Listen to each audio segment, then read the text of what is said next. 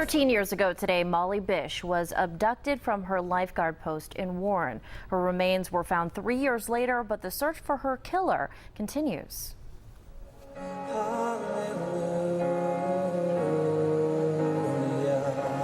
For 13 years, family, friends, and neighbors of Molly Bish have been coming together, hoping to keep their promise to never forget. 13 years is a long time to miss somebody. Molly vanished from her lifeguard post at Cummins Pond in Warren in June of 2000.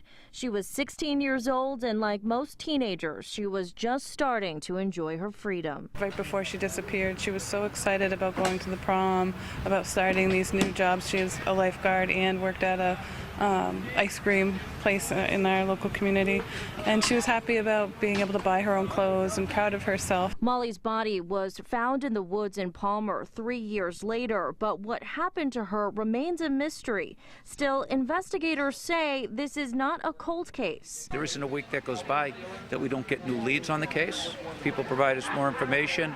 In each little bit we get, oftentimes it helps us connect some of the dots, which sends us in a further direction in the right path. There have been no arrests in the case, but there have been persons of interest. State police will not go into details about where the case stands now. But on this anniversary, the family is thankful they don't know the horrible details of her death.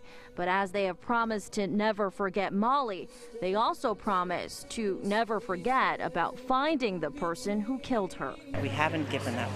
Someday we will solve this case. Just last year, Massachusetts State Police traveled to Florida to gather evidence after a person of interest in Molly's murder was convicted of another murder in Florida.